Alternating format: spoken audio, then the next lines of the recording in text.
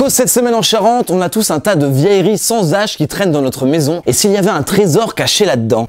Oh waouh, un tampon Charente libre, il marche peut-être encore? Comment on va sur Google avec ce truc?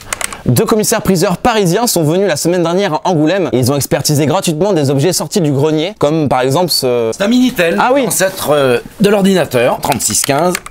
ULA faisait toutes sortes de rencontres à l'époque. Alors Geneviève de Morle, 88 ans. Comment on lui répond? Je suis l'électron libre.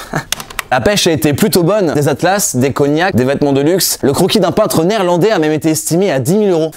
C'est moche, c'est horrible, c'est dégueulasse. Écoutez, je suis désolé, même si vous me donnez 10 000 €, je n'affiche pas ça chez moi, monsieur. Je perds mon temps, monsieur. Voilà, reprenez ça. Bon, c'est un peu la mode, il y a des émissions de télé, les gens pensent qu'on peut arrondir ces fins de mois comme ça, mais ça peut vite monter à la tête, on a envie de tout récupérer, même des choses qui valent que dalle. Un vieux journaliste, ça va bien se vendre, ça.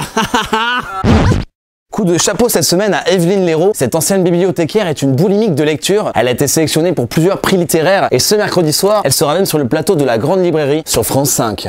Cette accro des mots lit plus de 130 livres par an. En fait, elle lit pas les livres, je pense qu'elle les bouffe, elle les dévore quoi. C'est mon 5e livre depuis ce matin, pas de problème.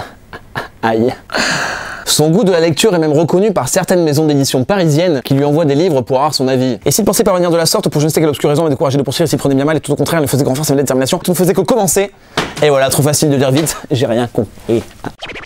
Tu remontes la rue Olympe de gauche, tu prends à droite rue Simone Veil et ensuite tout droit rue Michel Obama. Allez, file ma fille. Angoulême était très féminine ce week-end, des rues ont été rebaptisées avec des noms de femmes. C'était une initiative du collectif 8 mars Angoulême pour l'égalité homme-femme. Ça vous a fait bien sûr beaucoup réagir dans les commentaires. Waouh. Et on commence avec Optimus qui dit: il n'y a pas plus important en ce moment que quelques femmes rebelles qui se sentent pousser ces 3 petits points. Alors tu veux dire des cheveux peut-être, Optimus? Julien Lagrange, sûrement un ami d'Optimus Man, nous dit: on s'en bat les couilles. Alors d'accord, mais ça doit faire un peu mal quand même de se taper les testicules comme ça. Voilà, n'hésite pas à nous envoyer une vidéo à l'occasion, on la passera dans l'électron libre. Jean de La Fontaine, qui a un pseudo un peu pompeux d'ailleurs, nous dit: elles ne peuvent pas mettre Jeanne d'Arc partout, le féminisme a ses limites. C'est un peu sexiste ça, Jean de La Fontaine. On peut citer plein de femmes connues comme... Et l'autre là. Non mais c'est bon, je rigole. Ça va. Je t'ai cassé. Heureusement, tous les hommes ne sont pas des gros machos dégueulasses. Nicolas da Silva aime ça. Il n'y a aucun problème si les femmes veulent prendre plus de place dans la société. Écoute, merci Nico. Tu sais bien te placer, toi. Ton numéro sera mis à la fin de l'électron libre. Allez, c'était l'électron libre, épisode 26. Merci d'être encore très nombreux à nous suivre. Ah, Geneviève m'a répondu: viens visiter Mansle avec moi, petit. Dis donc, Geneviève.